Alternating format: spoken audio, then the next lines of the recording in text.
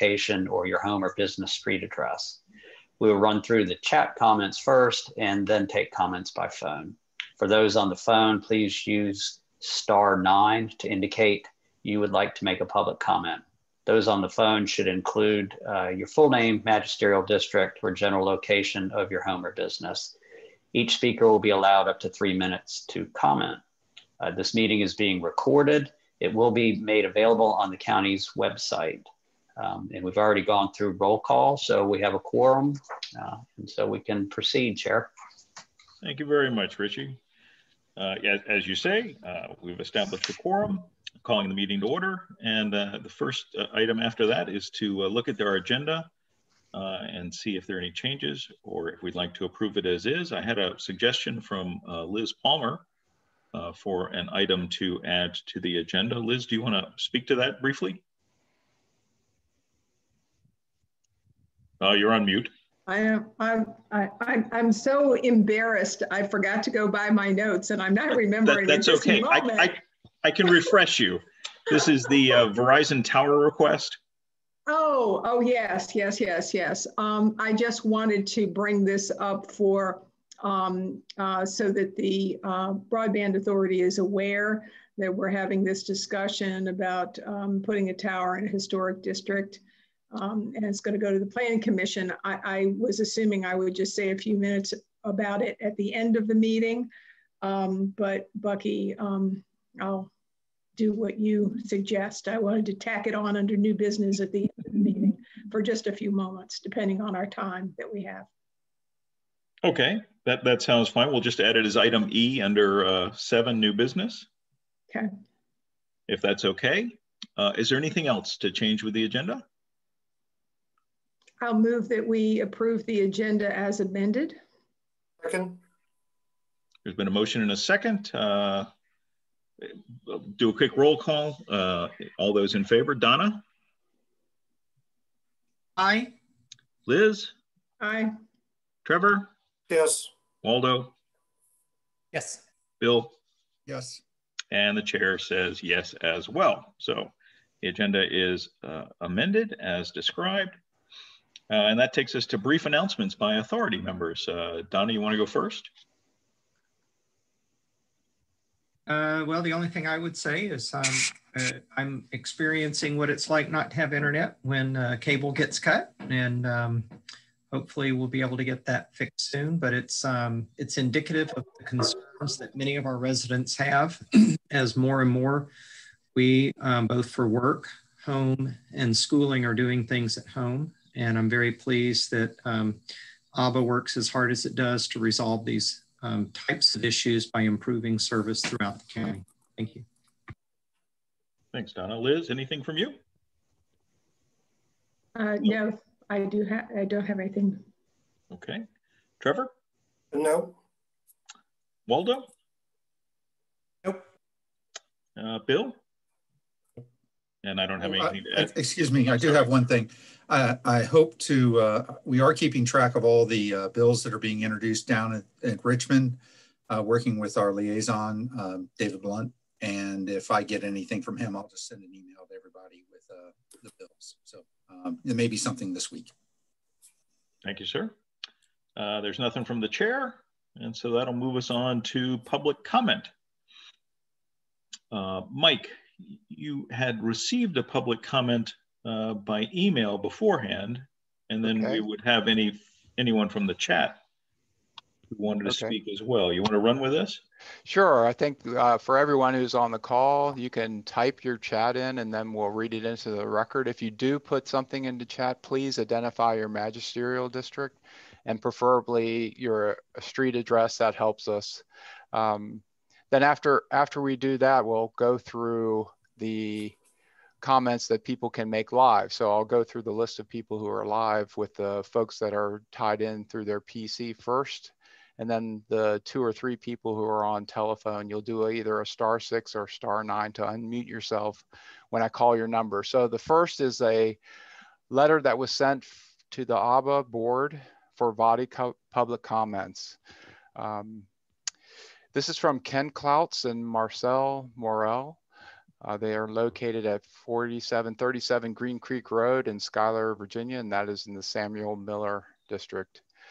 Since 2009, when we submitted an unsuccessful petition for DSL high-speed internet to CenturyLink, with over 100 signatures from our neighbors on Green Creek Road, we have continued to live in the technological shadow of modern communications that are now more than ever recognized as a necessity, not a luxury.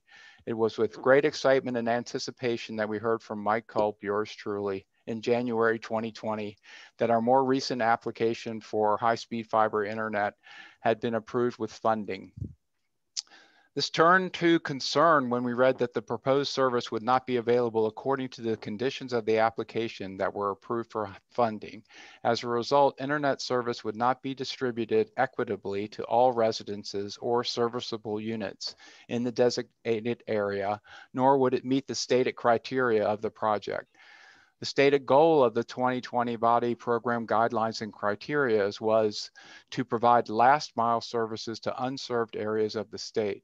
The body definition of last mile in that document is components of a network that provide broadband service to end user premises or devices through an intermediate point of aggregation. Example, remote terminal, fiber node, wireless tower, or other equivalent access point. That the emphasis was on to end user premises or devices and last mile. This application submitted to DHCD through CAMS clearly stated it intended to provide service to 837 serviceable units defined in the 2020 body program guidelines and criteria as properties that are eligible for broadband service without additional special construction costs from the property owner / subscriber. That is also with emphasis and underlined. It now appears that after agreeing to partner on this project, CenturyLink's proposed rollout of this service is not consistent with the terms specified in the application submitted to DHCD. There are 155 serviceable units identified in our Green Creek Road project. With CenturyLink's proposed placement of fiber terminals, 90 of those, or 58%, are within 650 feet of a fiber terminal and would be eligible for service at no cost. The proposed average cost for any end user whose residence is further than 650 feet from a fiber terminal is $1.55 per foot. There are 65 units, or 42%, for which the end users would incur additional construction costs under the current plan, including 25 that are more than 1,500 feet from a fiber terminal. This seems like a grossly unfair situation that will undoubtedly make this essential service to be provided by CenturyLink, a public utility, out of reach for many of the very people who are supposed to benefit from this project. The driveway to our house from Green Creek Road is 0.6 miles long. 4 building lots access Green Creek Road from that driveway, with houses currently on 2 of those. The proposal for service that CenturyLink has put forward does not give us the option for service to our house, or even to the parcel on which our house is located, without significant additional construction costs to us. By the stated average cost, the additional construction cost to us for installation would be in the neighborhood of $5,000. Further compounding our difficulties, our service area has little to no cell service coverage. We specifically have no cell service available at all, so have no telephone option except a landline from CenturyLink. That landline service is currently very unreliable, going out frequently every few weeks for periods ranging from hours to days. It is often not only our service, but also that of our neighbors that goes out. The CenturyLink call center, note that we have to drive 5 miles to get cell service to call to report the outage, or online chat help has been typically unhelpful. Yes. I'm going to have to interrupt here. We've exceeded the 3 minutes for this item. Okay, thank you. One last thing on this, I would say, we asked that CenturyLink and its funding partners work to align the rollout of this service with the stated goals and intentions of the project. So thank you for the time. And this will be written into the record and available on the ABA website. So if people want to go and view this letter, it will be read into the record and provided for future review. As a response to this item, this is something that we looked at when we were looking at this proposal with CenturyLink. We were concerned, but our analysis of the facilities that were going to be built was that it was a relatively small number of houses that were negatively impacted by this. CenturyLink was not interested in moving off of the 650-foot mark. I mean, they did say if somebody was 655 feet or something like that, it wouldn't be likely an issue, but they had to protect themselves from extreme costs in individual locations. Unfortunately, it sounds as though from this individual's analysis that Green Creek Road is, in particular, sees a lot of these houses, but relative to the entirety of the project, it's not so many that have the long driveway problem. And being a long driveway person myself, I understand the point of concern. But even so, to make this go forward, we decided at that time, and then we brought it up and looked at it again, whether we should do something to augment the proposal, and decided not to. I know it's disappointing to see more cost in front of you. And I look forward to the day when we would have the resources to do something about that. Okay, I will proceed with the chat items next. So there's 6 things in the chat, and I will begin from the top. I think the first chat is Joe here. I'm looking for Joe. Is not germane. I don't think this was meant for the meeting. Unless Vinny, well, we'll get to Vinny on the list of people who have connected. Oh, Vinny's no longer connected. Okay. All right. So the first one, Carsbrook. It's Michael Gesert from the Rio District, talking about Carsbrook Dominion Power undergrounding. CenturyLink and Comcast have declined to put comms in trench. So I am aware of that. Trevor and I are aware of that. We're not to answer these, are we? Okay. David Ludwig, good evening. I do have a public comment, hoping I can fit this in if I can break it out. Good evening. My name is David Ludwig. I'm a resident of both Samuel Miller District and a project area which ABBA included both its spring 2020 RFP and the 2021 body proposal. The first ABBA meeting that I attended seeking a broadband solution for our community was 1 year ago in January. I'm very appreciative of the efforts of ABBA and Albemarle County IT staff over the past year, and we have certainly expended considerable effort trying to work directly with ISPs ourselves. But it is nonetheless, oh, I should never look here. But it is nonetheless notable that 1 year later, we still have no assured path to broadband improvements for our area. In light of continuing uncertainty of a 2021 VADI award and recognizing that improvements from any potential 2022 VADI grant, also uncertain, would not likely be completed for at least another 2.5 years from today, will ABBA actively seek and consider opportunities to fund cost-sharing agreements directly with ISPs outside of the once annual VADI process, meaning this calendar year, or whatever avenues that can be achieved within the foreseeable future will be available for residents not included in the VADI 2021 awarded proposal. All right. Whew. Lastly, seeing that a presentation from Chantel is on the evening's agenda, I hope that discussion will include any specific plans that may have for expanding upon their initial service offering in Albemarle County. Track that back. Chantel may have expanding upon their initial service offering in Albemarle County, including additional coverage areas and estimated timeframes if there are any. We've seen many online ads for their Beam service and are very interested, but according to their website, is not currently offered at our address in the Taylor's Gap area, which admittedly has terrain that would likely prove very challenging for any wireless internet solution dependent upon line of sight. Thank you all for your considerable time and effort contributed to securing these important services for our county. Okay, thank you. Next one is Pam O'Day. We are on Green Creek Road, Samuel Miller District again. We are on Green Creek Road and got our letter in the mail in December that fiber is almost here. We called and signed up, but haven't heard anything since. Can you please give us an ETA on when we will be hooked up? We are currently quarantined, so we're not feeling the pain. We are really feeling the pain. of not having broadband. Thank you for that, Pam. And I think you'll learn more about that later this evening. Okay, that was it from the chat, unless I missed any. I think we're ready to go to, I think this is Michael again in Carsbrook. Did you like to address? And I'll just turn things on and say you've already addressed this locally. Did you want to say anything more? Oh, yes, this is Michael Geiser. I'm in Carsbrook. And yes, I spoke to the Dominion service guys and the survey guys, and I was very disappointed when they said that CenturyLink and Comcast declined to put their comms in the trench, and they were going to leave the poles and just shorten them to the comm level.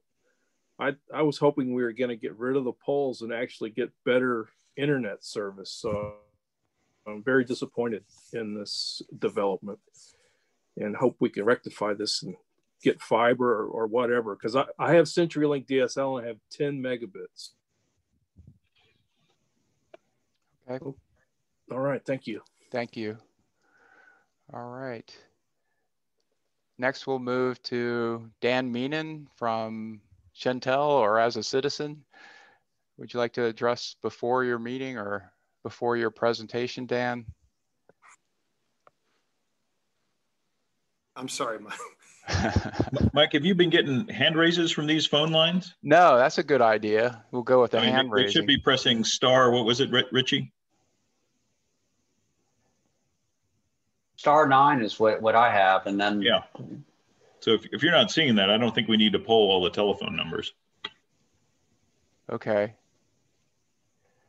How about the people who have connected in via their PCs? I should be better at this, but. Well, they should be on the chat. So okay. I think you've exhausted the comments. That's a great point. If you want to address this live, then address the ABBA board, maybe put that into the chat. Okay, great. Thank you. On the questions that have been brought up, were there any responses that we needed to put forward at this time? Anybody? No? Mike, you said we'd address one or two of these items later on? Yes. Okay, well, let's do that in their due course then. The next item on our agenda is the November 25th minutes.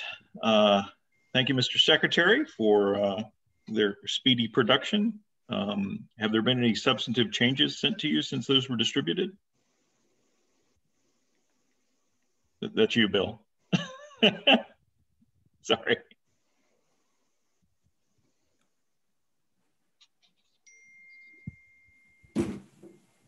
Sorry, I have a bit of a mess here. Spilled something. I would have done it if I'd been in the office too. So yes, Ms. Palmer had some changes to clarify some language, and I made that change. And there was one other change, was a typographical thing I think Richie gave to me. Evan, spell check does not work, so even Evan should know to spell his name with an E, not an A. Got it. Is there a motion to approve the minutes? So moved.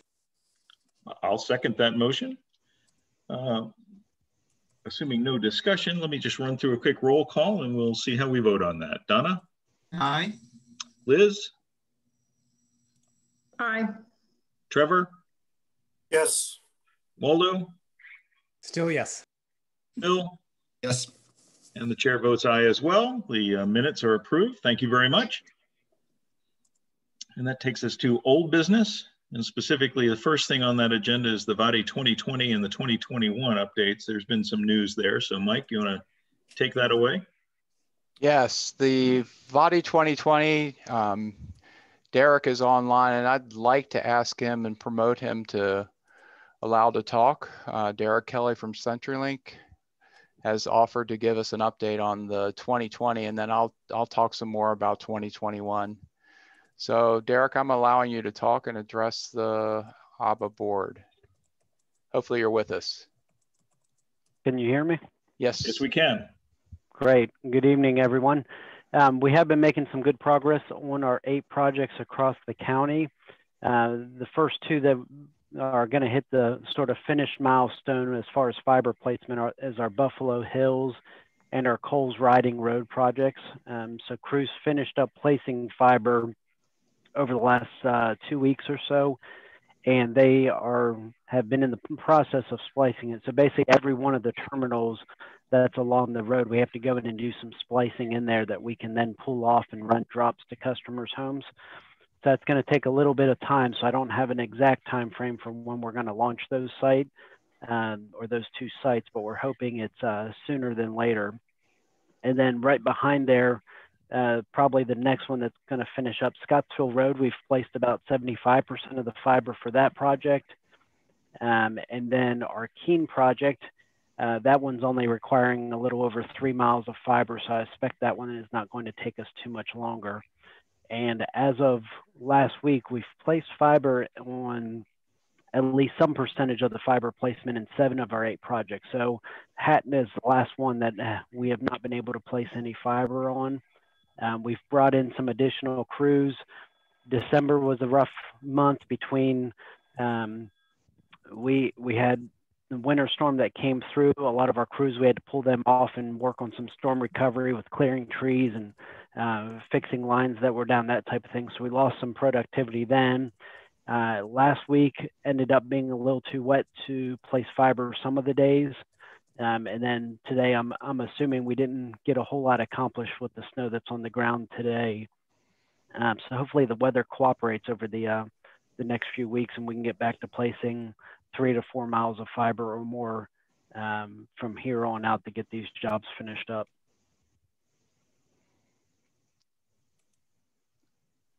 Thank you for that, Derek. Green Creek Road, can we get an update on Green Creek Road? So Green Creek, I believe we had a lot of, so people saw crews in that area first where they were going, and then you would see pipes sticking out of the ground. So that's where we ended up having to bore conduit underneath the road so then we could go and pull the fiber back through there. And crews started actually placing the fiber last week. So they got a couple thousand feet of fiber placed before it got too wet. So that one's going to take a little bit of time because that's one of our larger, I think that's about 10 miles worth of fiber we have to place on that road. So could you tell, I'm a little confused. How much fiber have you put down on Green Creek Road yet? As of last week, we put down about a half a mile. But that doesn't include where we had to go in and bore, and it's just conduit right now. Where we had that conduit placed, it's basically just an empty pipe. And then as the crews get there to place fiber up to there, then they basically push the fiber through that pipe and get it where it's not sticking out of the ground. So you've got about a half a mile of 10 miles of fiber down. Correct. So that sounds like you've got quite a ways before. Do you have a timeline for that? Like not for that one. months? We're probably too far away. Did you say 6 months? Yeah. Oh, no, we better be done well before that. So I think our contract with DHCD is in March. So we're likely going to be asking for an extension here in about 2 weeks. We were trying to see how we were trending with the weather and everything to give them a good estimate of when we think we can get finished. They have a track record of being willing to grant extensions. Up until this year, they've done a 12-month construction time frame from the time you sign contracts until you actually are supposed to be finished. We ran into some delays early on in the process. So we actually put the bid out for construction. I think we actually ended up putting out for bid twice and didn't have anyone bid on the jobs. And then we ended up assigning it to our basically in-house contractor that we use for everyday type construction work and repair. That probably lost about 2 months out of our whole process, was just trying to find contractors to do the job. So that put us a little bit behind the 8 ball. But I think there's also a realization from DHCD. If you look at the VATI 2021, they've actually increased the construction time frame to 18 months, which is, I think, more realistic and more in line with some of our contracts in other states. Like North Carolina actually gives us 2 years to complete everything. If you're doing small projects like some of our DSL ones, we can finish those up in a year. But when you're talking about placing 50 miles of fiber across the county, it just takes some time. So I just have one more question and then I'll stop about Green Creek Road. When you ask for extensions, what's the typical ask? When you say it's going to be, well, not anywhere near 6 months, but something less than that, what kind of extension are you going to be asking for Green Creek? We may ask for a 90-day extension, but I'm hoping we don't need anywhere close to that. I'm thinking, yeah, I would like to see all this stuff done. I hate to give a time frame right now because we really want to see how the next 2 weeks go, but I'm guessing maybe finish up sometime in April with May with all of the jobs. The thing is, now that we have some of the jobs where they're done with fiber placement, they're on other ones. If some of these smaller ones get finished, we're going to have more crews focused on some of these bigger ones. The Howardsville and the Green Creek Road are two of the bigger ones. Green Creek is about 10 miles, and I think Howardsville is about 13 miles of fiber. Thank you.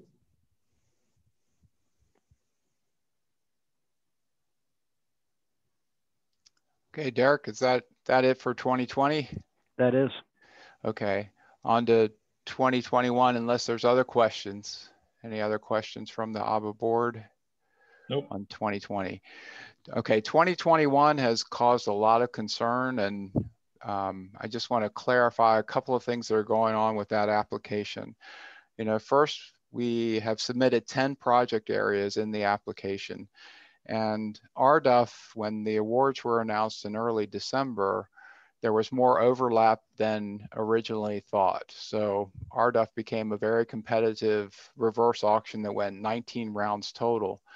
So those awards were put off. The next step was for the awardees to submit what are called long forms. And those long forms are then evaluated by the Federal Communication Commission and could be up to 6 months before they finalize all of the long form negotiations. So we obviously all hope that there are quick negotiations and plans can be put in place that understand what the significant RDUF impact on Albemarle County will have. The positive news on RDUF is that it does do a significant job to introduce fiber to multiple areas of the county. We just don't know which of those census block groups will be awarded funds and when those projects will take off. So at this point, when we talk about VOTI 2021 compared to RDUF, we're still hoping for the best for both to be offered funds. So whenever we look at these things, we have to understand that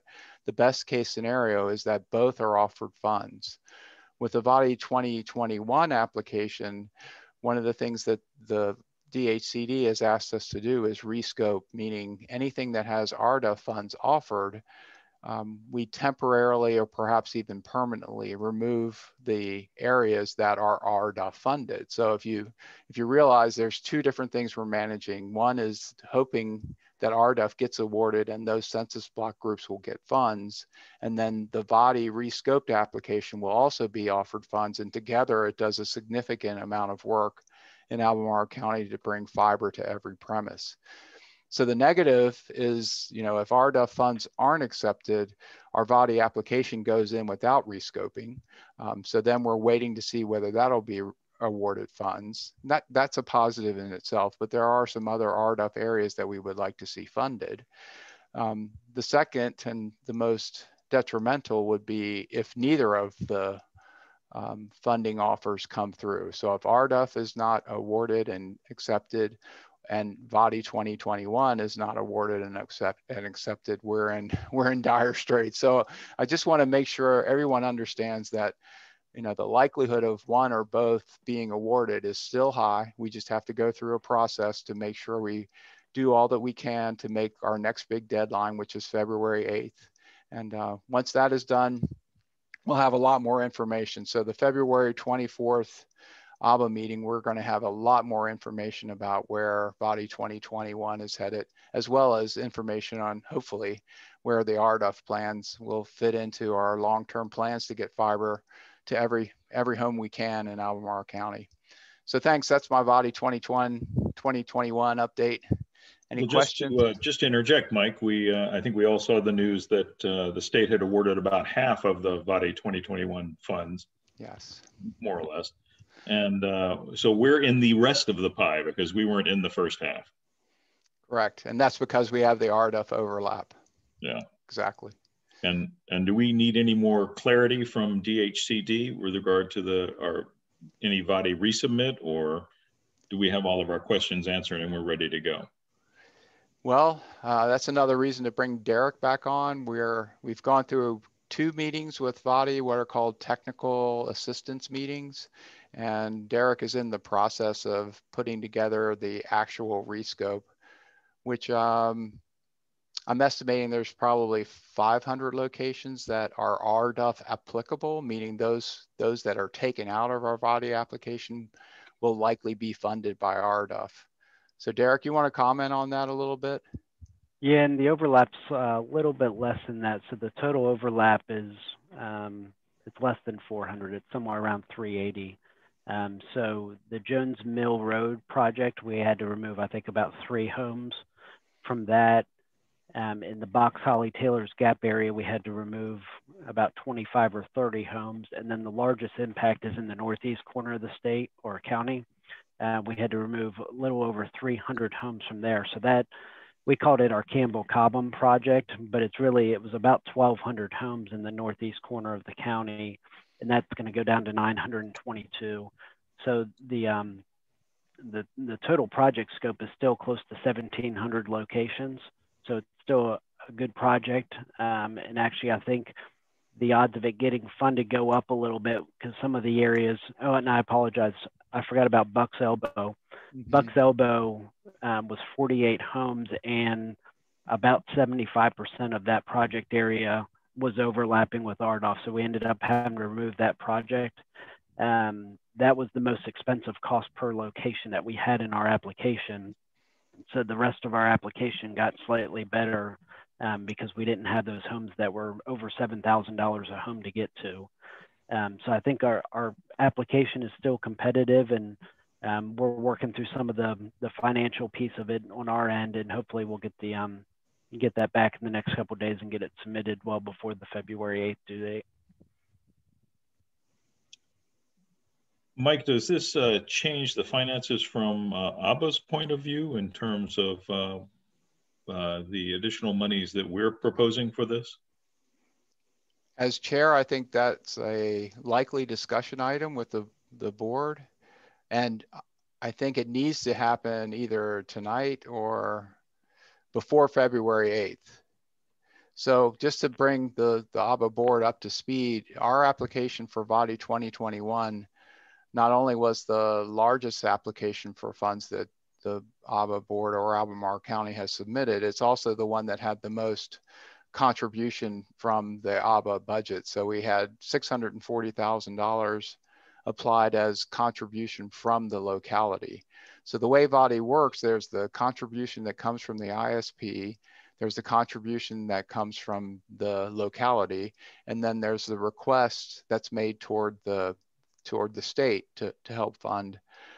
So the question that the board chair has brought up is whether or not the ABBA board would introduce a discussion about reducing the $640,000 commitment from ABBA in support of the potential rescope of the VADI 2021 application. So if we drop from— That's not exactly the question I'm bringing up, but, but we are making a material change to the proposal. Yes, and we have not voted on that material change. Correct.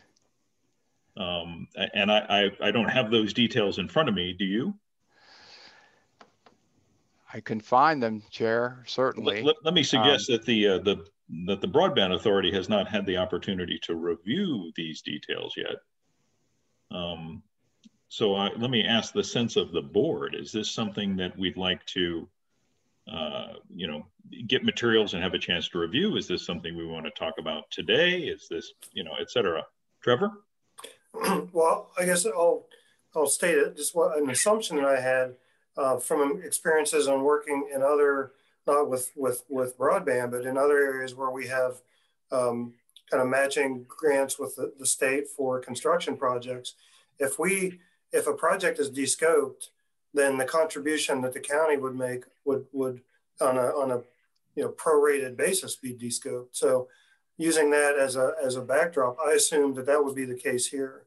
If we had elements of this VODI 21 application that were being pulled out, presumably because those locations would be covered through a different mechanism, that are almost $642,000 matching. It's not fully matching, but our part of that body process would be reduced by whatever that proration is. I may be totally off base with that assumption, but that I was anticipating that at a future meeting, I would be updating the budget for ABA to say, we were at 642, 30% of that application was pulled out. So we're now at 642 minus 30%. Correct me if I'm wrong in how that would work. I guess the alternative would be we keep it where it is, and it just changes the ratios. More investment on local dollars. My assumption would have been there's a cost per home, and we adjust it accordingly, like you just described. I thought that's how we did it, just for. We did it this term because this was all the money we had to put in on something. And we wanted to make our proposal look as good as it possibly could. But we haven't seen the new figures, and I think Trevor's put his finger on it. I mean, we could go, obviously there are two courses we could go here. And it was just not something we've discussed, and it's real money. So that's the question that's in front of us. What do we want to do about that?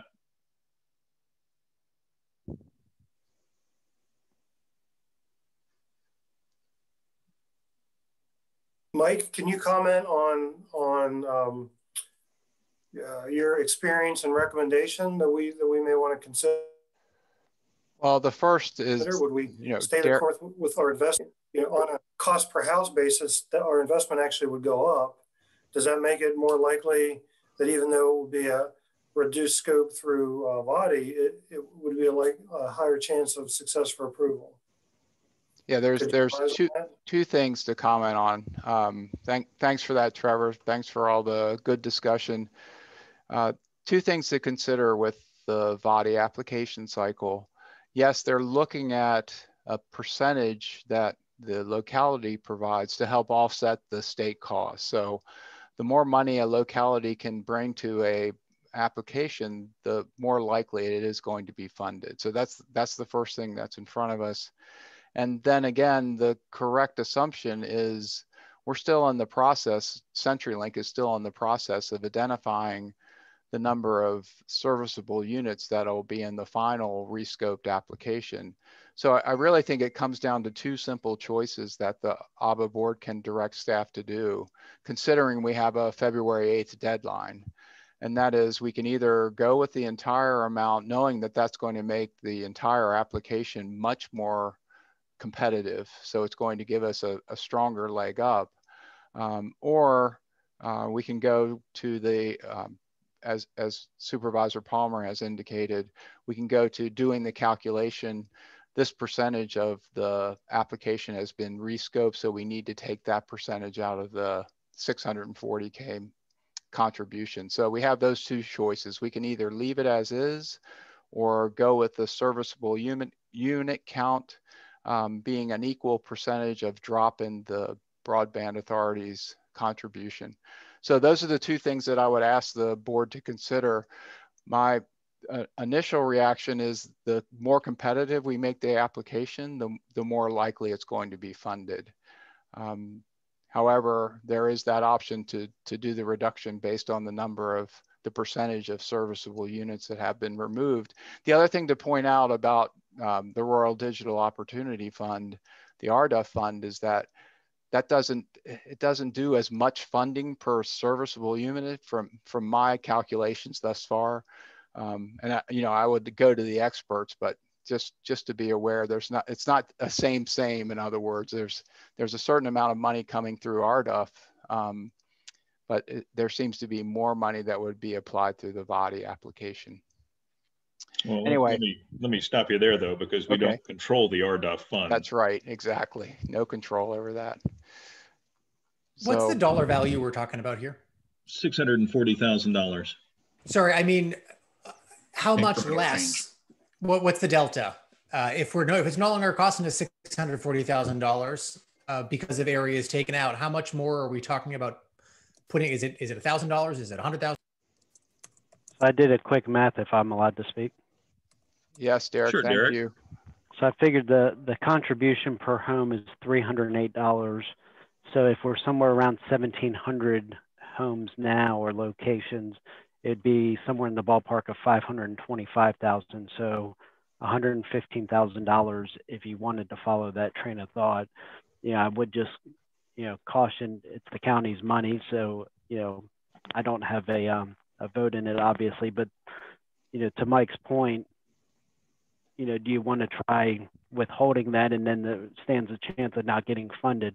The one advantage we have right now is you can see all the other applicants that haven't been funded so far, and you can sort of try to guess where they're at looking at their cost per home.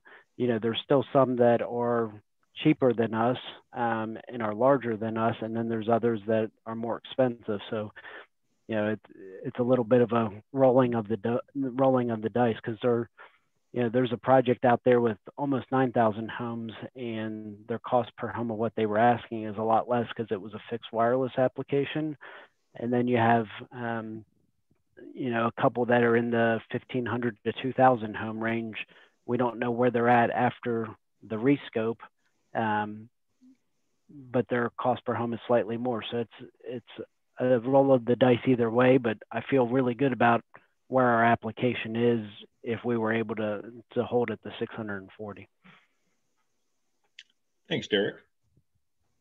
Any other questions, comments, Bill? Sort of strikes me as a conversation that really getting into contract negotiation, which strikes me as something that would be appropriate for a closed session.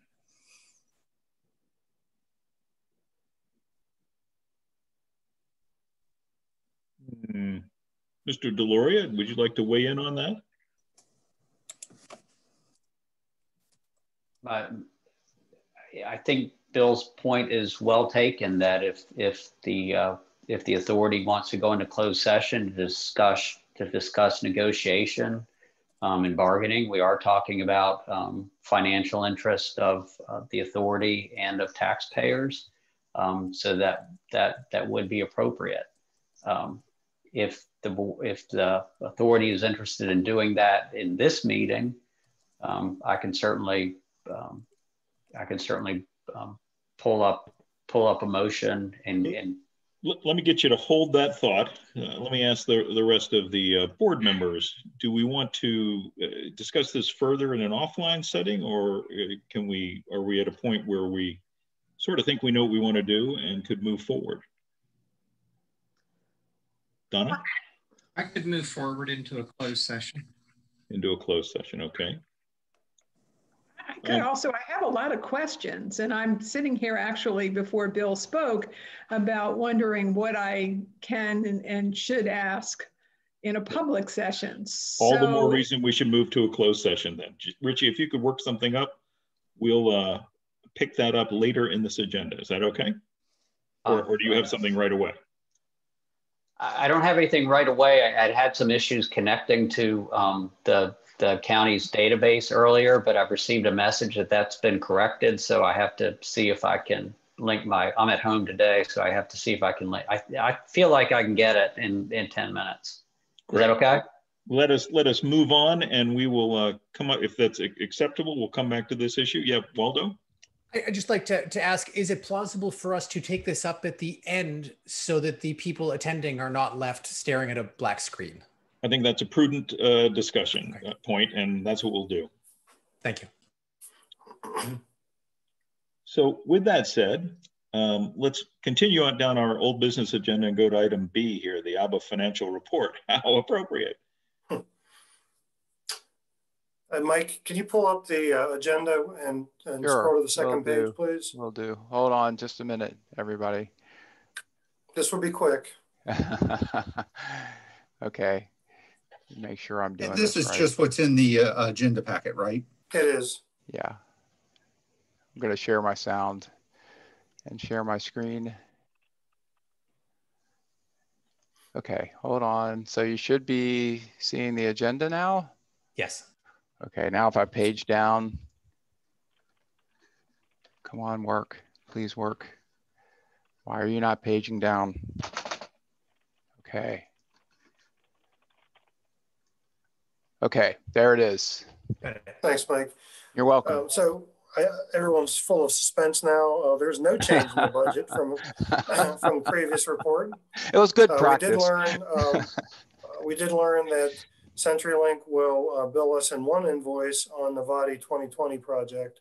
And so we don't expect to see any movement in that number until the end of the project. We can update the narrative to reflect that. And then the 2021 project, the $640,000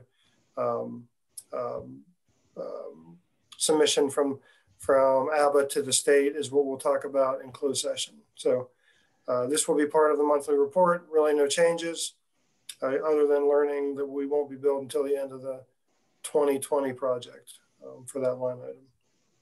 Well, thank you, Trevor. That answers that cash flow question. It does. Any questions? Thanks for doing this. Yes, sir. Thank you. Seeing none, let's move on to new business. Progress to universal broadband goal. Who has this item?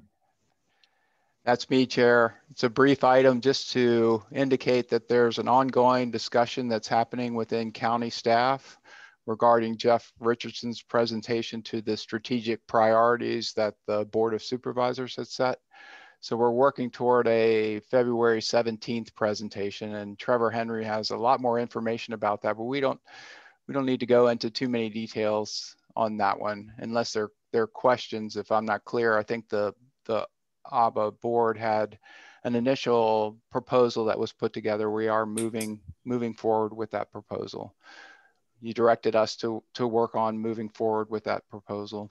So it's just an update that things are going on. So thank you, Chair. Are we going to end up with a joint meeting on the 17th? And if so, do we need to advertise that? We're recommending that we adjourn to the board meeting on the 17th. I'd like to be able to present along with Mike. In order to do that, we need to satisfy the meeting notice requirements.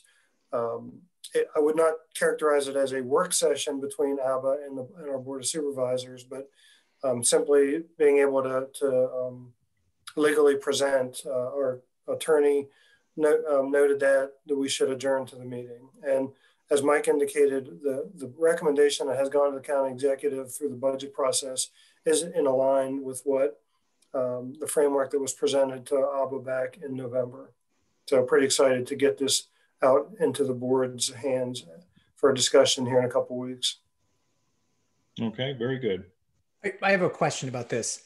Is that presentation that you mentioned, Mike, is that public? Could we find that on the county's website? No, not yet. It was presented to the ABBA board as a Word document, and we're working toward it. And then the public meeting with the Board of Supervisors on the 17th.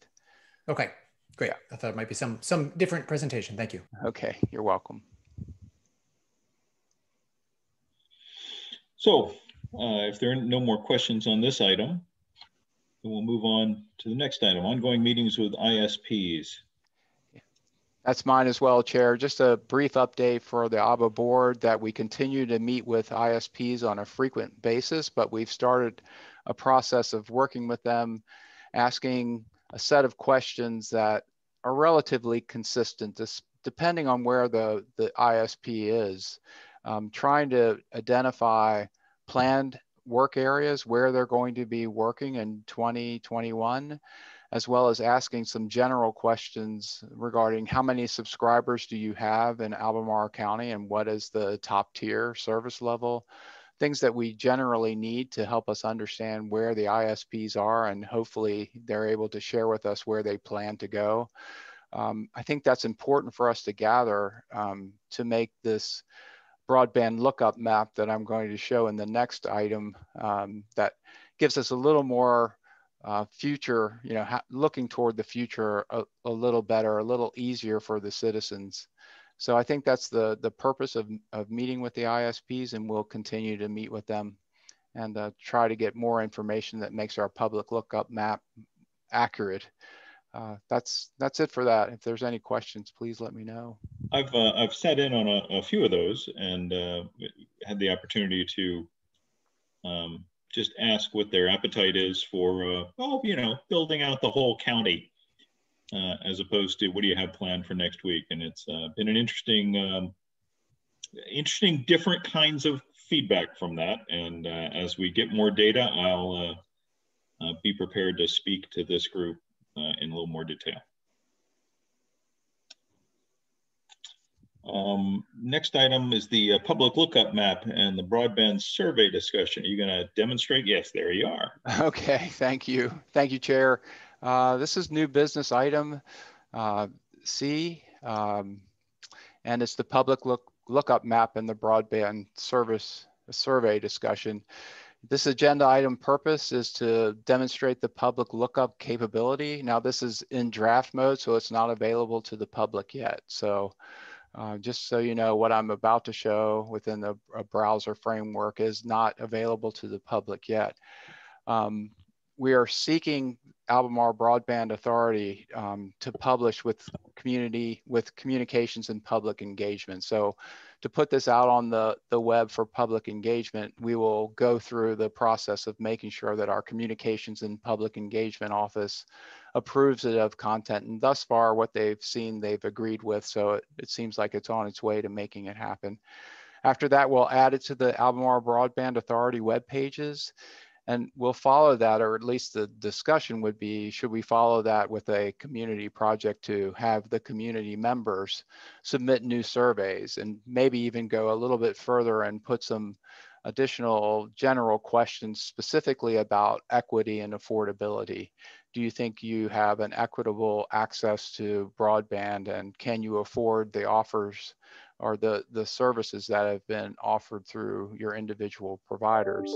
And maybe even after that, we do some ranking, but let's not get ahead of ourselves right now. We're just trying to identify the areas where internet access is either not affordable or not available. So I'm going to switch to my browser, and hopefully you guys see this is a live Albemarle County broadband lookup. So this map is in demo mode, so it's draft right now. So the goal would be anybody who comes to the Albemarle website would be able to type in certain things and go directly to that location. So going into, I'm not doing a good job here, but let's go to Esmont.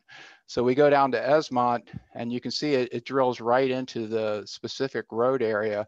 And now you're going to ask me, well, what are all these colors? And that's where we are with this. We're trying to get the ISPs to get us better information so that this map can be further drawn. One of the advantages of the map is it shows you the areas. So we have the estimated Comcast service area. We've been talking about RDUF all evening, and that's on this list as well. Then we have all of our Firefly service areas, which are in some cases pending, and some cases already have service. Then we have our 2020 body areas, and then we have our 2021 potential body areas. So I can turn these layers off, and you'll see certain things go away. So we don't have any estimated Comcast in this area, but we do have RDUF. So when I click off RDUF, the colors get a little different, and this shows us the area where CenturyLink 2020 is. So if you put an address in any of these areas, it'll show that you're coming up for service. I'm going to scope out, and I think this helps people understand where we are with the Valley 2020 application, and particularly in this area of the county. So stop me if I'm going too fast, but this was our general area. We knew this was a high priority area, and that's why we did such a huge community outreach to get people to submit their broadband report. So when we think about VADE 2021, a significant area of the county was included here. So what happened was there wasn't as much expectation that RDUF would turn out to be such a huge impact on the county. So when I turn on our RDUF layer, notice what happens to the big yellow section, and that'll show you where we're currently in the process of rescoping. So, you know, RDUF will bring in money for this section, cutting right across the midsection, and then adding some additional areas in and around. It also does a pretty significant job of hitting some critical areas in the southern area of the county. So as you can see, RDUF, and this is just the RECC, there's also some Starlink efforts here that aren't shown, but the census block groups give you a great example of where things are going. Adding on the Firefly service area, so these are the blue that just popped in, shows you where Firefly is or where they're going to be. So they're committed, Firefly is committed to serving all of their members. So you can see we've got a lot of pending work that's going on. We're trying to make this simple so that we can close out any of these unserved areas. So, you know, if Comcast has a way to kind of bridge the gap here or do some more work inside the development areas, if Ting can work in here, if Nelson Cable can work in the southern part of the county, we're just trying to build to where all of these are color coded. So the goal would be to get everything in this entire map that we have, some color of some sort, and deliver fiber to everybody.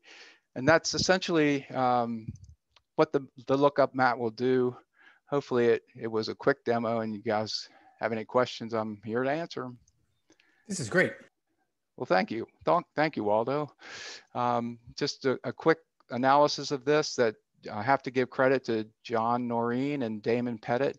They helped me a lot trying to figure out if all of this happens. Remember, a lot of this is pending. If all of this happens, we'll be down to like 15% and around 7,500 serviceable units in the county. That's, you know, banking on RDUF happening and the CenturyLink 2021. Like that's 15% unserved or 15% underserved? 15% non-fiber. Non-fiber. Right. So that's where we would like to see us. 2 to 3 years, 4 to 5 years to get to that number. One of the things I love about this is that we've drawn from a series of data sources over years to figure out where service is available, and then additional data sources we look at to figure out what's coming and who's working on what. And for just the average person in Albemarle County who wants to know, yeah, but what am I going to get? What's coming? How do I compare to others? To be able to just look at this and see that all in one place is great. But I'd say it's particularly great for us for us to be able to look, here's where we are, here's where we want to go, here's how we get there, to be able to have this as a literal roadmap of where we're going is great. This is going to be a really useful tool for us. And I'm really grateful to the three of you all for working on this. I agree. Thank you. Mike, is this going to be linked on the GIS site also, or just on the broadband site? Great question, Bill. I think that's phase 2. I mean, if we can, so the answer to the question is right now, it's up to the GDS and GIS information. They can link it as one of their maps, certainly, so that from their pages, they can link it as one of the available county maps. So it'll just be layers in GIS. Good. Okay. That's what I was hoping. Yeah. I mean, the eventual goal is to have this actually tied to the parcel. I mean, I think you're looking further down the road like I am. The eventual goal is to have it directly so that it's just part of our parcel information. But one step at a time. Lots more work to do, both on the ground itself and also within the GIS world. And useful for assessments, like as we talked about, I don't know, a year and a half ago. Like we know that property that doesn't have broadband access is worth less. So that should be reflected in assessments, but hard to do if we don't have the mapping data. So there's a lot of goodness that can come out of this. Mike, I'm supportive of the recommendation and really good work by you and the team to get us to here. But it is limited in that it only identifies it kind of at this macro level of coverage. An individual that would be looking for their own residence might see that they're in the yellow, but they wouldn't really know anything beyond that from a schedule perspective or anything, just that they're in this coverage map and then would have to go to that information somewhere else. Yeah, well, I think this helps answer the question, Mr. Henry. Trevor. Yeah, we'd like to add more here. Right now, if you go in and find your address, it's going to show you that it's under review. Obviously, the announcements look like, well, we're considering February 2021 for the announcement, but essentially it's things that we can update through the layer. Does that help answer the question? It does. I'd like to get a little more detail on this, you know, who you could contact, maybe a link to the application itself. Those types of things would be beneficial to the community. So good point. I mean, we could put anything we want in this. One of the things that I think would be beneficial, if you have questions, you know, contact me or whomever. Thanks for that question. Good one. Mike, just you mentioned in the course of this RDOF and VADI funding. Could you remind me, is it 5 years that ISPs, after they get RDOF funding, that they have to actually do the build out? That's a great and important question, and it's complicated to answer. Okay. There's the most answers that you'll get would be they have to be complete within 6 years, and there's a certain percentage that have to be completed within 2 years. But we always look at that outer limit. You know, they have 6 years to get every census block that they were awarded funds completed. And certainly the experience with CAF 1 and CAF 2 suggests that the full amount of time seems to be being taken. Especially, well, yes, yeah. High cost areas. Yep, high cost areas. I ask in part just because, partially for the benefit of our attendees here, that I do feel like something is being taken away from us when RDOF comes in and says, we'll be doing this instead of VADI, because with VADI funding, we can get it done comparatively fast. It's a year. And don't get me wrong, a year is a long time, but compared to 6 years, like I feel bad consigning folks to RDOF funded areas, but we don't have the power to do anything with it.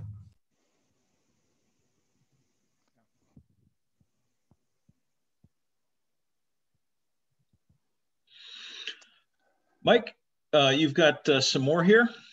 This is it for this particular broadband item. Survey discussion. I think I haven't heard any negative toward moving forward and having this promoted and available to the public. No. The Broadband Authority will receive an email ahead of this going out to make sure that we're all informed and ready for it to go live.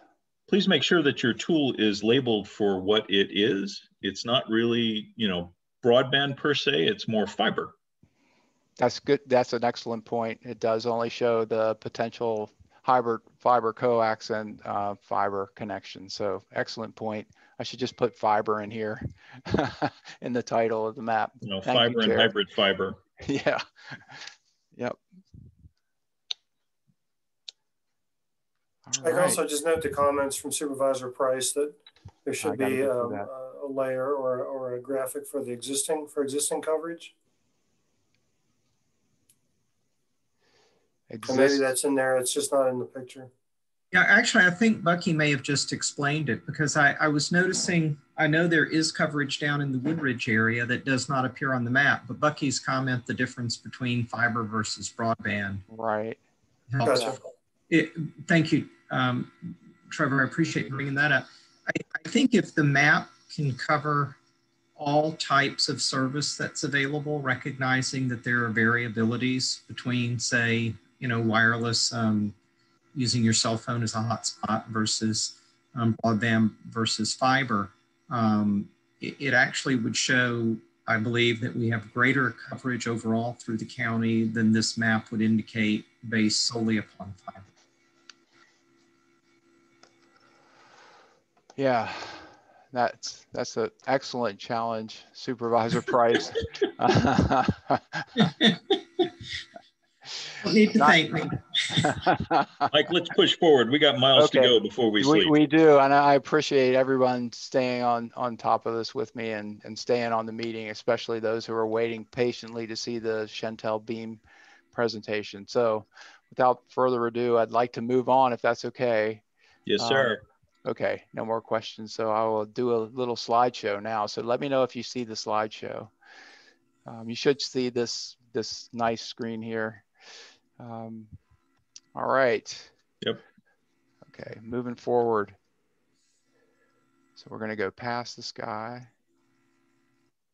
Okay, so this is new business item D. It's the Shentel presentation of Beam, and I will first go through the purpose and background of why we're doing this now, and then I'm going to introduce our guest speaker, Dan Meenan from Shentel, working with wireless network development at the company over in Edinburgh. So just to bring everybody back, there was a time when we were focused on doing a dual process RFI, RFP. Our goal was to find viable partners, internet service providers who would either work with us on a direct fund or work with us on a VADI application for 2021. So we identified both. I mean, we were successful in identifying both. One of the things that I'll note is the Albemarle County Public Schools participated in this development of the RFI, RFP, and also were on our review panel, as well as one or more of the board members, including Waldo and I. Well, I wasn't a board member, but we did the analysis and made a best and final, went through contracting. And during that time, funding came from the state through the federal government called coronavirus relief funds. So what that opportunity provided for us was a unique funding opportunity. So we released a notice of intent to award in July. Once the CRF funding was approved, instead of using the Albemarle Broadband Authority funding, we were able to identify and use CRF funding to help bring this to shore. So the contract was very well done in a quick amount of time during a pandemic. And then we turned it around, and Shentel put a crack team of individuals together and really did a great job, both project management and bringing all of the 6 sites. These are existing cell tower sites in Albemarle County plus one in Louisa County that were all activated by the deadline and during a pandemic. So lots of kudos out there. The other great thing that we're hearing is high to very high customer service and performance results. I was going to read 1 or 2 of those tonight, but I have a bunch of them that I would like to share with the Broadband Authority, and we'll do that via email. But some great stories about how people have been waiting so long, and bringing up the Beam service was not only a great customer service opportunity, meaning the folks who did the testing and install did a great job. But now that the service is active at their homes, they're getting much more quality service than they originally expected, and doing a really good job with this new technology. So from there, I will turn it over to Dan. Hopefully, I need to promote you to panelists. So hold on a minute. I missed one of the most important parts of this, is I need to make sure that Dan can be seen. So let me, sorry, thanks for bearing with me, everybody. Should have promoted you to panelist right away. 1 second. Promote to panelist. Here you go. You'll be rejoining as panelists there in a second. Dan, let us know when you're on.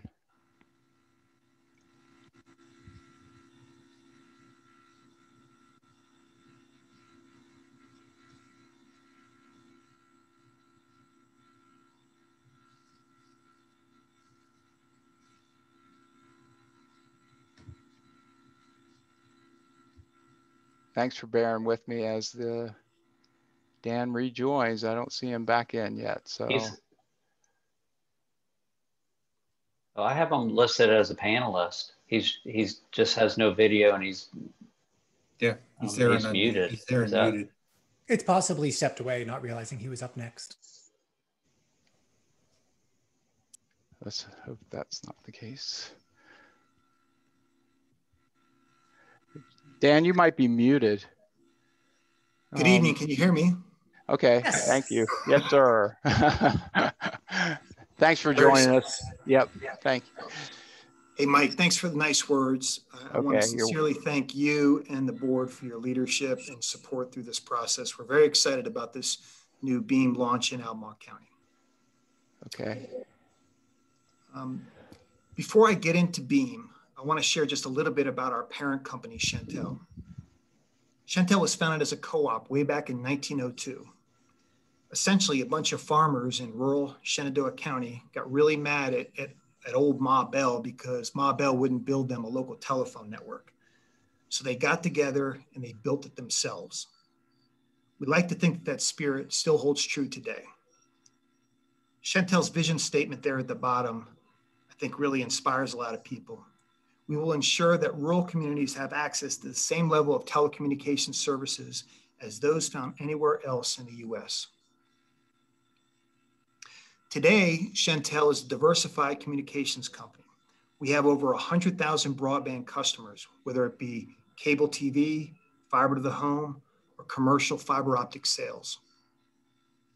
We control 6,700 fiber optic route miles. We also support over 1 million Sprint branded mobility wireless customers. So someone in the county has a Sprint mobile phone. That mobile phone is using the Shentel wireless cell site network, which I should say is completely different than the Beam network, which we'll talk about in a minute. So very proud that the Shentel was allowed to commercially launch its new Beam fixed wireless service on October 5th. I will tell you, this was not the plan. The plan was we were going to launch in Rockingham County over the Shenandoah Valley. But this grant opportunity motivated us as a company to pivot and then launch in Albemarle County. Today, we have 7 cell sites covering over 3,000 underserved county residents. We're offering 3 service plans: a 25 meg plan for $60 monthly, a 50 meg plan for $80 monthly, and a 100 meg plan for $160 monthly. I will add that the 100 meg plan really requires that that household have great line of sight or near line of sight to the serving beam cell site. Fast, reliable internet access has completely revolutionized the way we work and play, letting entire families stream shows and movies to multiple devices simultaneously, and letting millions trade their daily commute for a job working from home. That is, unless you live in a rural area and have been left out. Truth is, if you live in a rural area, you're probably the victim of a digital divide, a gap between the internet haves and have-nots, and struggle to get access to fast, reliable internet service. That's because it's not economical for any service provider to run cable or high-speed fiber out to your home, meaning you're stuck with slow and unreliable options like DSL and satellite, or forced to pay a small local internet provider higher rates than urban residents. Shentel is closing the digital divide with our carrier-grade 5G-ready fixed wireless network, which delivers fast, affordable, and reliable internet access to rural areas at urban rates. We're drawing on our experience of over 100 years in the communications industry and more than 15 years of experience building and operating carrier-grade wireless networks to build a high-capacity fiber optic backbone deep into our network, typically within a few miles of a customer's home. This allows rural homeowners to connect to our wireless network access points on communications towers via a small outdoor antenna mounted on or near the roof of their home. And because Beam's technology uses high-power, exclusively licensed wireless spectrum, it's far more reliable than that provided by local wireless providers that rely on low-powered, shared spectrum technology, which can be susceptible to frequent outages caused by interference, weather, or foliage. Learn more about how we're delivering fast, affordable, and reliable internet access to rural homeowners at iwantbeam.com. Well, that video started a little bit early. I wanted to introduce it. That video we have on our iwantbeam.com website to explain to potential customers what it is they may be signing up for. So I hope that kind of framed our business model for you. The map before you is a depiction of where the Beam cell sites are in the county. A few notes. There are 7 of them. The one at the very bottom in Scottsville, we call it our James River cell site. That cell site is not a part of the county Shentel partnership. Shentel funded the development of that site on our own after we developed the 6 cell sites in the upper part of the slide, the blue triangles, if you will. Second thing I wanted to note that the yellow coverage is directionally correct, but that is not true computer simulation, right? So there are some gaps in coverage there. Right. So when we launched this new Beam business, we wanted to be crystal clear about who our target customers would be. We are only targeting underserved homes. So households that don't have access to traditional cable modem service or fiber to the home. And obviously, we're only targeting underserved homes with a reasonable chance of getting the Beam signal. We'll be using 2 mediums to attract new customers, direct mail and digital ads. At the bottom left is a sample of a direct mail piece that will go out to all the underserved homes covered by a new cell site. So once we launch a new cell site, all the underserved households will receive a direct mail piece similar to this. Additionally, we'll use digital ads such that any person within 6 miles of a new Beam cell site, if they do a search on internet or broadband, they may see one of these digital ads pop up. This graph depicts Beam's market position. You can see that cable and fiber are in the upper right. You know, they're the highest quality. They can often offer up to 1 gigabit of service, which we can. But they're also a higher cost model, right? Both for the carrier as well as the customer oftentimes. But when you look where we sit in relation to quality and cost to DSL, satellite, we feel we can compete quite well.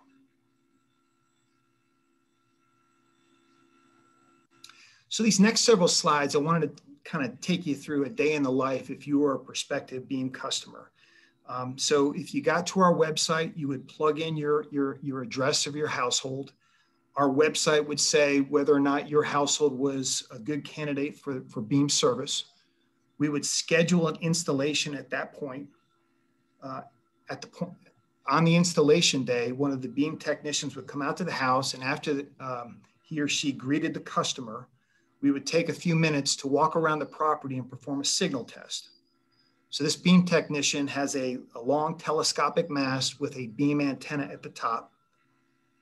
Once he was done performing that signal test, he'll then reapproach the property owner and say, hey, if we're going to get service at your house, you know, this is the required location on the house. Are you in support? And if the customer is of that antenna location, he'll complete the installation at that point.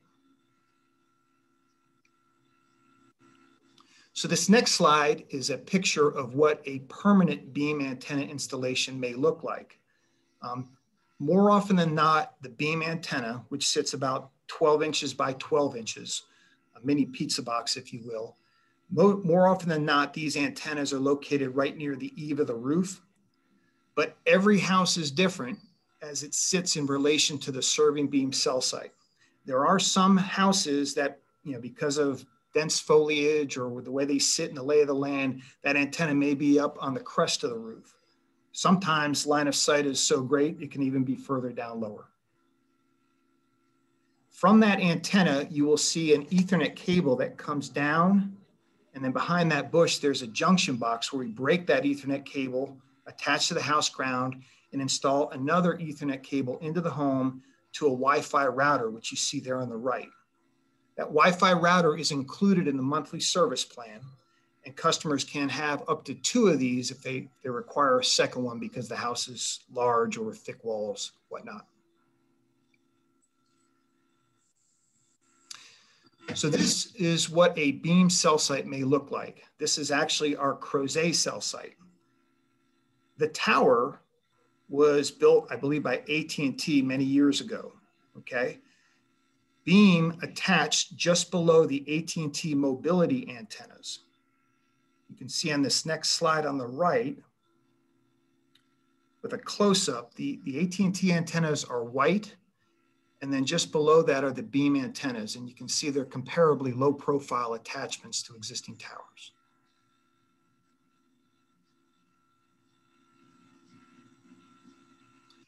So where is Beam going next in the county?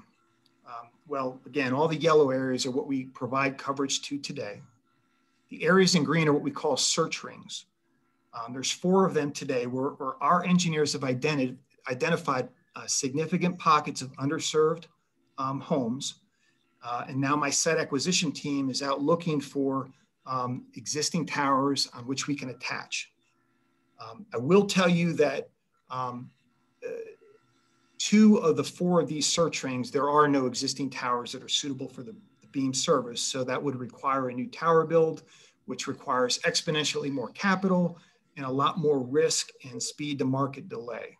So I can't tell you at this moment that we're going to go forward with all 4 of these. I would think looking at them, the one on the far left there, the one that's actually in Nelson County, is probably likely because there is an existing tower there. So that was my presentation. Again, I wanted to thank all of you. I think this is a big win for everyone. I am a county resident. I know what it was like to not have broadband in my house full of teenagers. It is a very frustrating experience, and I can't even imagine what it's like during a pandemic. But I feel good, and my team feels really good that we were able to affect the lives of some people, not just in Albemarle County, but elsewhere with this Beam service during the pandemic. So again, I thank you, Mike. I thank you, board. I want to thank John Noreen and even Sharon Cash in county purchasing. And I'll take any questions if you have them.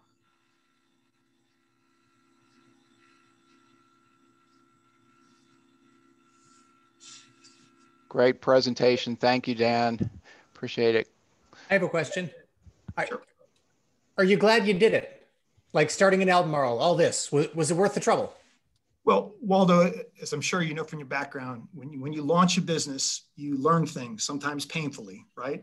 Albemarle County is my home turf. I would prefer that we didn't make our first mistakes in Albemarle County. So we stubbed our toe a couple times, but I feel really good. I have several friends that, you know, my son grew up with that have lived without broadband and they have it today. And one of those emails you'll probably read tonight, you know, you all, us together, we've made a difference. So that's really rewarding.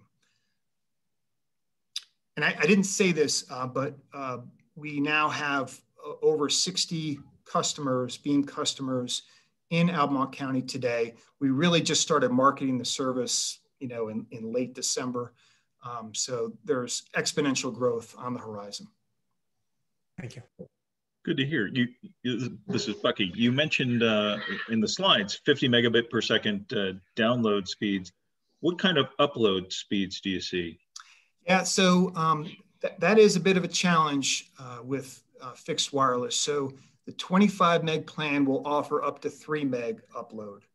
50 meg will be 5 meg upload, and 100 meg will be 7 meg upload. Well, that's, you know, still better than a lot of people have today. So, you know. Better than I am. Yeah. May I ask approximately how high the towers, the 6 towers that you did use were they average height or?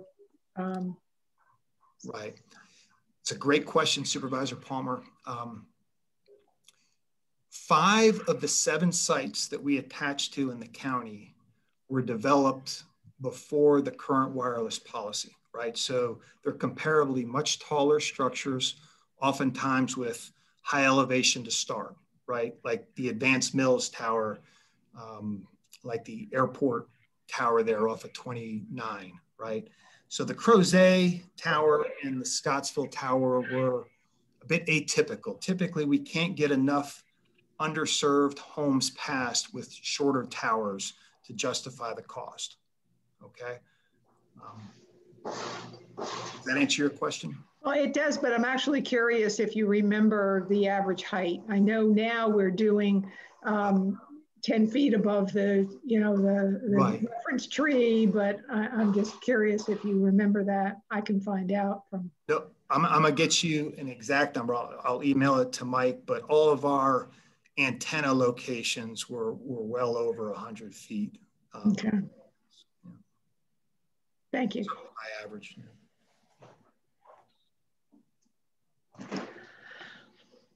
Dan, thanks very much for coming back tonight. I'm sorry we couldn't have you last week. Oh, it was no problem at all, Mr. Walsh. Thank you for having me. No, that's Bucky. Mr. Walsh is my dad. Okay. Anybody else? Well, thank you again. Thank you, folks. Appreciate it. Yeah, thank you. Liz, as long as you're unmuted, we have the Verizon Tower in the historic district topic. You want to introduce that for us? Yeah, I just wanted to say a couple words about it and get any feedback. This is in its infancy of development, and Bill Fritz, of course, knows much more about it than I could ever. I attended the first public meeting for area residents recently. And it still has to go to the Planning Commission, and then it goes to the Board of Supervisors. And I don't really know what's going to end up coming to the Board of Supervisors, but it was interesting in that it's in a historic district. There is a very large swath of land going down through the Scottsville district and into the Samuel Miller that is also historic district. And I would like Bill to correct me if this is incorrect. The lawyer that represented the company said that the only thing in a historic district that is evaluated differently because it is in a historic district is cell towers. And there was a couple other things that the representative said, which we always take with a grain of salt. I'm sorry about my dog. My daughter just walked out the door. The dog is going to bark. Alice, come on. Behind her. Come here. Anyway, the issues were, sorry, I'm trying to get this dog so she'll shut up for just a minute. So we're used to having Alice at our meetings. Anyway, the residents in the area, they were really torn because the siting of this particular cell tower happens to be directly across the street from Seven Oaks and Mirador Farms. So it is definitely in a significantly scenic, historic area of the county.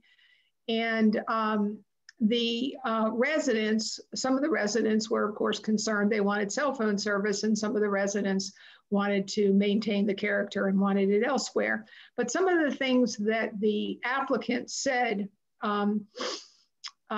were, I just wanted to repeat them. She was saying that this was very important to bring broadband to underserved people. And of course, that's a little questionable. We, of course, know everybody knows that we need cell phone service. But the other thing that some of the residents were saying is that when the wineries and breweries are active, their cell phones don't work and their Wi-Fi doesn't work, and nothing basically when Blue Mountain Brewery is going strong, they don't get the kind of service. So I'm assuming we're going to hear this at the Board of Supervisors, this thing that cell phone towers are important to bring us broadband. And I just would like to hear any comments that this broadband authority can give. And I did want you to know this idea of the historic overlay coming into play. The other thing that she also said is that you can only get one carrier on a cell phone tower in Albemarle County because they're just not tall enough. So anyway, I just wanted to let you guys know that this was going through the process, and see if anybody had any comments. Bill, it looked like they were wanting to put up a 94-foot monopole, which, all other things being considered, if they weren't in a historic district, might be relatively easy from what you've said before. Is that the case? So let me hit the first thing that the applicant has stated, that being in that cell towers, the only thing reviewed differently because they're in a historic district. And technically that's true, but only technically. So being in a historic district bumps us from a tier 2 to a tier 3 automatically. However, even if this were a tier 2, let's say that this was just outside the historic district, that the adjoining property was a historic district, we staff would still evaluate its potential impacts on the historic district. What happens by being in a historic district is it bumps it to this greater, more eyes get on it than would otherwise get on it, but it would still be evaluated for impact on historic resources. So I don't want to give the impression that historic resources are only counted for if the tower is actually in the historic district. So it does get evaluated. People ask me all the time how tall cell towers are, and the answer is I hardly ever remember or know, because it's 10 feet above the tree. So one side it might be 80 feet, one side it might be 100 feet. I think the shortest one we had was 50 or 60 feet because it was short trees in the area. So it's 10 feet taller than tallest tree. But does that answer your question? Or did I just ramble, which I'm prone to doing? I guess, yeah, that answered my question about the historic district. And I was also curious to hear reaction on this being presented as a method to get broadband to the Greenwood area. I think, you know, Liz, you bring up a good point about the capacity issue based upon the number of users. I think any of us who have ever been at a large gathering have experienced diminished capacity on our cell phone. On the other hand, any improvement, particularly if it can substantially improve accessibility during most of the hours of the week, is something that I think needs to be given serious consideration. It may not be perfect, but it can be a great improvement over at least the times when there are not these particular, you know, music festivals or weekends at the winery, the brewery, the distillery, the meadery, or whatever it might be. I think what I'm getting at more, and not to get into big discussion right now, I just wanted to hear reactions, but we have a cell phone tower policy, and we have to quantify the value of this particular thing versus the visual impact. And the Planning Commission's going to have to do that depending on what staff brings us. Maybe it'll be very clear cut by the time staff actually brings us the policy. But it is something going forward that it's difficult to really quantify the value of such a thing. And if it's being presented as increasing the broadband capabilities of an area, I think that's a little dubious until, you know, I listened to the beam discussion. And so anyway, Bucky, I'm just wondering if anybody has any comments, and then we can move on, because I know we have a closed session and a lot to do, but I did think it was an interesting problem to, you know, to start really thinking about, to quantify that value. Well, I've been after Bill for years to rewrite the regulations with regard to antennas, so you could hang anything you want on any antenna anywhere. But he just won't budge. It's not, I'm gonna use the classic defense. It's not in our work program. It has been something we have talked about. Our broadband, our wireless policy was developed 20 years ago, and we did foresee a lot of the things that ultimately occurred. But we saw 15, 16 years into the future. Well, that was 5 years ago. So our policy could take some looking at, and most localities have looked at their policy since then. Our policy right now is not based on whether or not a particular site improves service. That's not a factor that we really look into at all. It's really all about visibility. That's what the policy is. That's what the ordinance is. It's all about visibility. So maybe the question goes back to the Board of Supervisors. Should we have some different weighting criteria in there for the ordinance? Mm-hmm. Yeah. Certainly, we've talked at this group before about how some of the last miles in the county are going to be in places that wireless may be the only cost-effective choice. Running fiber 5 miles down the road to get to that last house down there is going to be prohibitive for us to pay or for the property owner to pay. But at the same time, we don't want to, I don't think it's a good idea in the rural areas to go with these monstrous towers that I see. There's got to be balance. So it's, it's a balancing act that we need to deal with.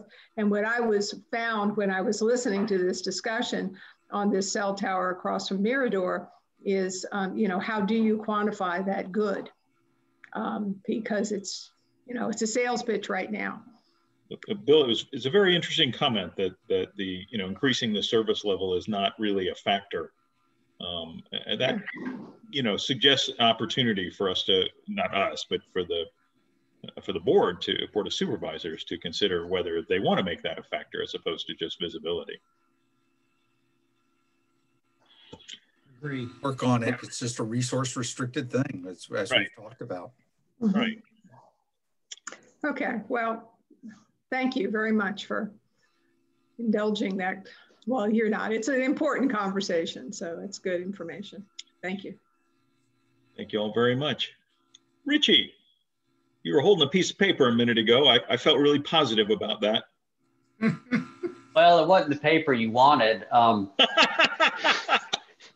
But I did, so I drafted I didn't have access to the files, but I did have access to emails. And so fortunately I've sent emails around, was able to find a motion and a certification that I could edit. I've emailed it to Mike, but I also can, if I can share my screen, then I do have a motion, or I can read the motion. And if someone wants to adopt it, whatever the chair's preference is. I think if you would read the motion, that'd be probably the most expeditious way. Okay. So if there's someone who would like to make the motion, here would be the text. I move that the Albemarle County Broadband Authority go into a closed meeting as authorized by the Virginia Freedom of Information Act, Section 2.2-3711, subsection A of the Code of Virginia, under subsection 6, to discuss and consider the investment of public funds for broadband deployment within a public utilities service area in the county, or competition or bargaining, and it would be bargaining in this situation, is involved, and where, if made public initially, would adversely affect the financial interest of the authority and Albemarle County. And subsection 29, to discuss and consider the award of public contracts involving the expenditure of public funds and discussion of the terms or scope of such contract, where discussion in an open session would adversely affect the authority's bargaining position or negotiating strategy. Specifically, the authority will discuss and consider, number one, rescoping the VATI 2021 application and contract with CenturyLink and modifying the authority's contribution. And that would be the full motion. So moved. I'd like to move that. Oh. All right, I'll second it. Okay. Motion's been moved and seconded. Let's poll everybody for how they vote on that. Donna? Hi, and Richie, could you be a little more specific next time? Liz? Yes. Trevor? Yes. Waldo? Yes. Bill? Yes. And the chair votes aye as well. So, Mike, I think we need to get everybody off the call who's not going to continue with us for this closed session and pause the recording. Mike, you're muted. Thanks for joining, folks.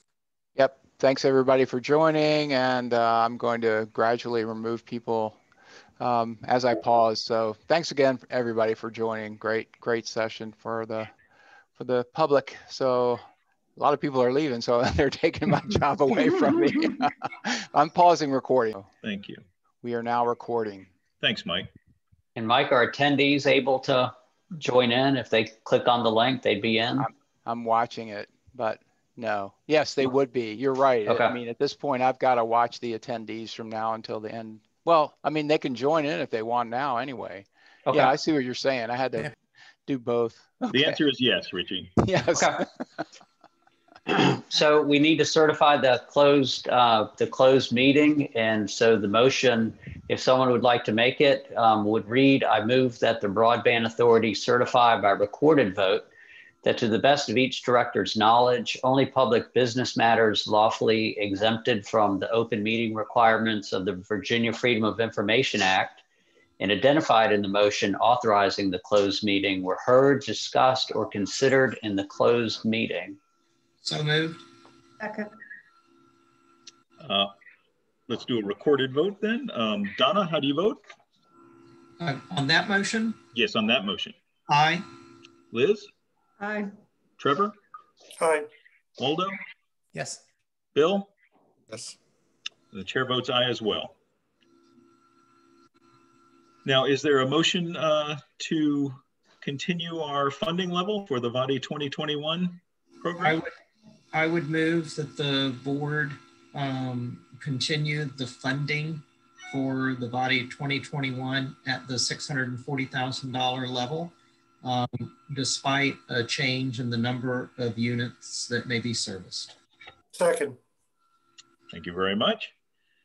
Let's go through the roll again. Donna? Aye. Liz?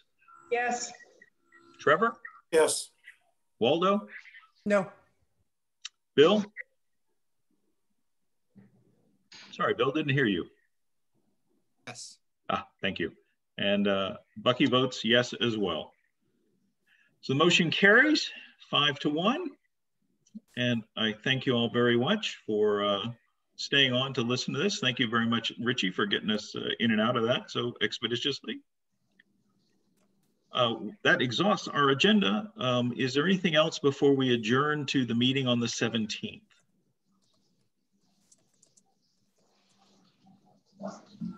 Then is there a motion to do so? So moved. Second.